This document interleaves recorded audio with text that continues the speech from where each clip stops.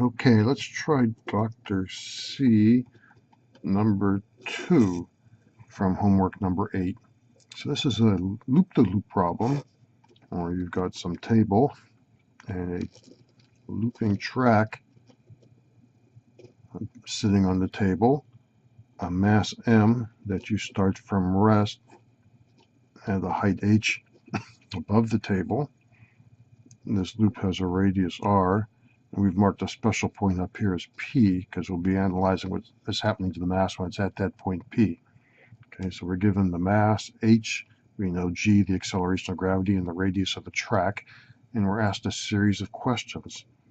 First of all, A, what's the work done by the normal force from the track on the block as the mass travels along here?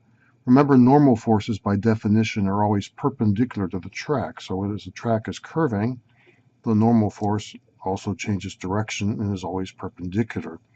And the work done by any force is F dot D, where D is the displacement over any small element of motion. Okay, but the force, the normal force, is always perpendicular to D, or the cosine of the angle between them, where the angle between them is always 90 degrees.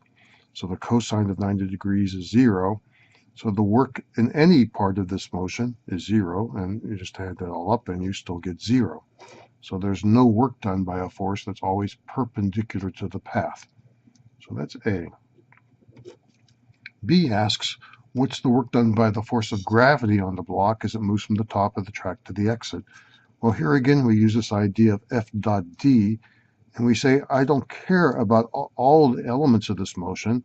The force of gravity points straight down, mg, and so the only part of this motion I care about is the height, the motion along this direction, which is h. It moves down the distance h. I don't care how far along in the horizontal direction it moves because of the dot product and the definition of work. Okay, so the work done by gravity then, and remember the motion is in the same direction as the force of gravity, so the dot product gives you a plus sign instead of a minus, mgh. And you can plug in the various numbers, 0.15, write it down this time, 0.15 kilogram is the mass, 9.81 meters per second squared for g, and the height change is 1.6 meters. You're given that number. So the numerical answer is just 2.35 joules. So that's B. Part C asks, what's the change in gravitational potential energy of the block from the top to the bottom? Now remember, from this point on in the course, if you have a conservative force, and we've shown that gravity is a conservative force, then normally we'll worry about its potential energy rather than worry about the work done. Okay, but the general definition for potential energy, or remember, you actually only define changes in potential energy. A change in potential energy due to gravity is the negative of the work done by gravity, or you could substitute for gravity any conservative force, and the only one you've seen so far, or the other one you've seen is spring force. But in this case, all we have to do is take our value from up above, and so if gravity does an amount of work mgh, then the change in potential energy is negative mgh, or negative 2.35 joules. And so that would be the change in gravitational potential energy. Okay. Now, that's not an absolute value of potential energy because there is no such thing. But in a problem like this, we would normally, when we want to use potential energy, define it to be 0 or some value somewhere, normally 0. So let's just go ahead and do that now because we'll be using it shortly. And we'll just define the potential energy of gravity to be 0 at the table on which everything sits. Okay, that doesn't affect what this changes because that's just how much it changes from the top to the bottom. Okay, so D says, what's the speed of the block as it exits the track at the bottom? And now you have two ways to try to calculate speeds in general. You could use Newton's laws and the acceleration formula for that we developed in the earlier chapters, but those won't serve you well here because you've got this complicated motion driven by the force of gravity, which is always changing its component along the path. It's not constant acceleration, so you can't use constant acceleration formula. So although you could in principle solve this problem with F equals ma, and then solving for the velocity given the acceleration as a function of position or time, it would be a very difficult path to do. That would be a very poor choice. The other method we have to solve problems like this is energy.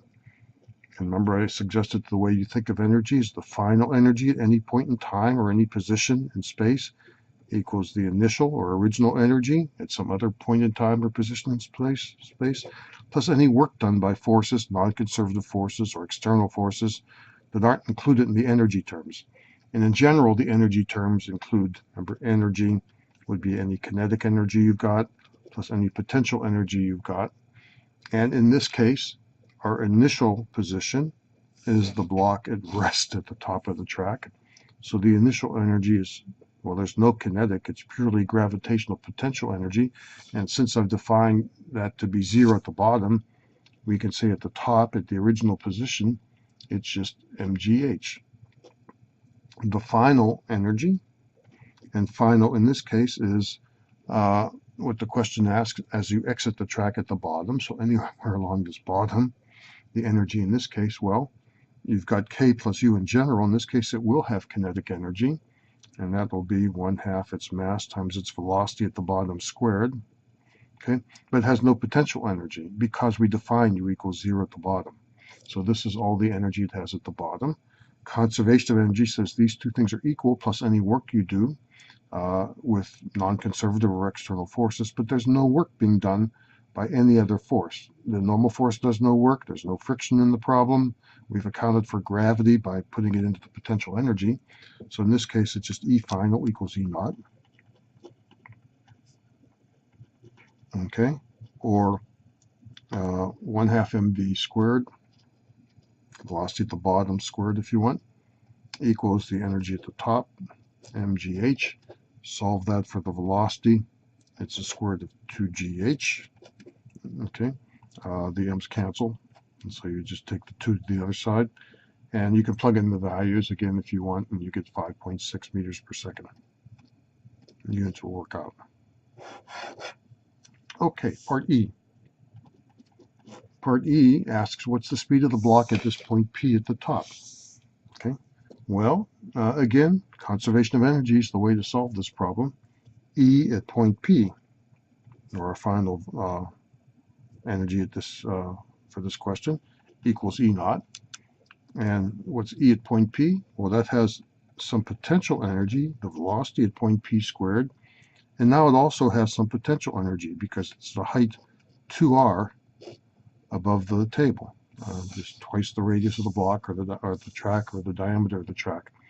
That has to be equal to the initial energy, which again is just mgh.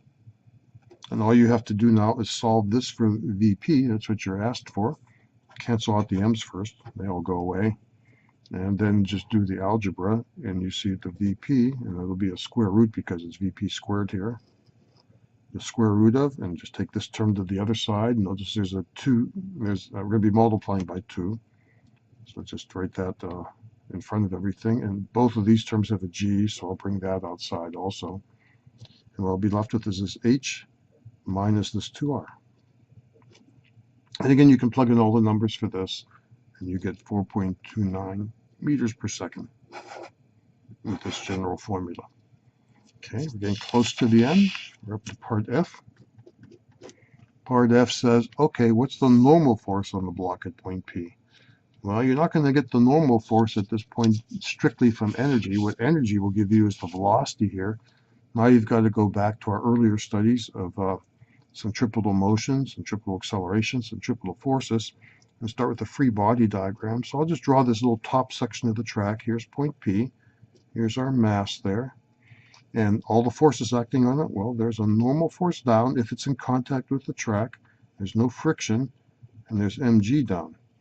And we know from our studies of Newton's law, Newton's second law, and centripetal motion and uniform circular motion, that if this thing is going around in a circle, that the sums of all the forces acting on it, n plus mg, better equal the mass times the acceleration, and the acceleration, because it's going around in a circle at speed v at this point, is v squared over r. So this can be solved for the normal force. Okay, The normal force then is equal to, just take this term to the other side. There's an m in both terms.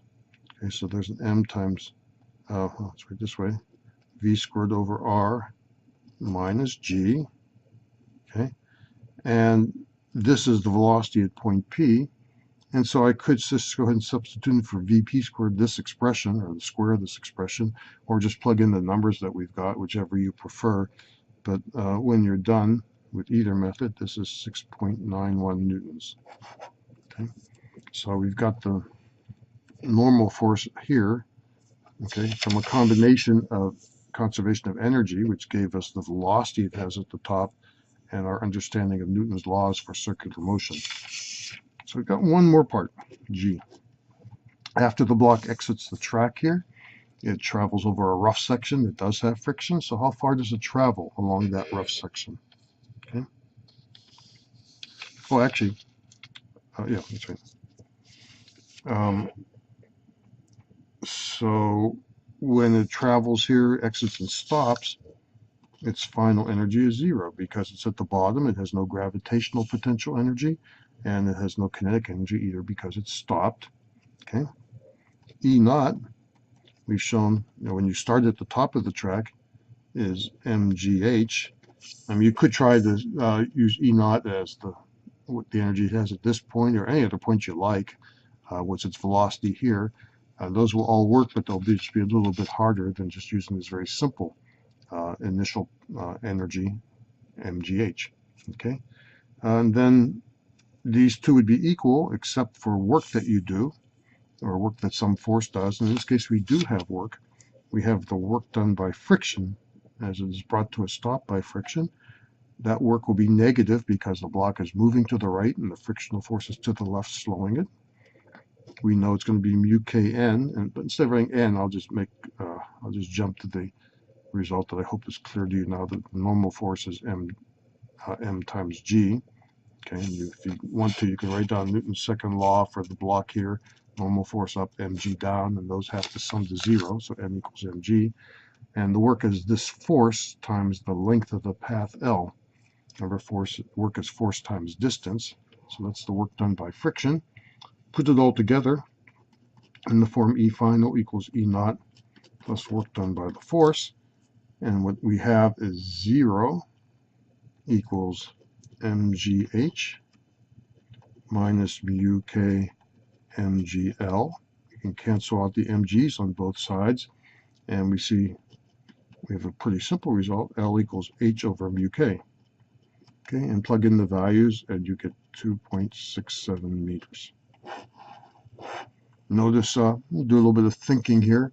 What happens if the friction is 0? How far does it travel? Well, if the friction, if mu k goes to 0, then h over 0, infinitely far. It'll just keep going because there's nothing to stop it. So this answer has the right dimensions, the distance over something dimensionless, and the right behavior. As friction gets bigger, it travels a shorter distance, so you should be pretty comfortable with that. And we're done with this problem.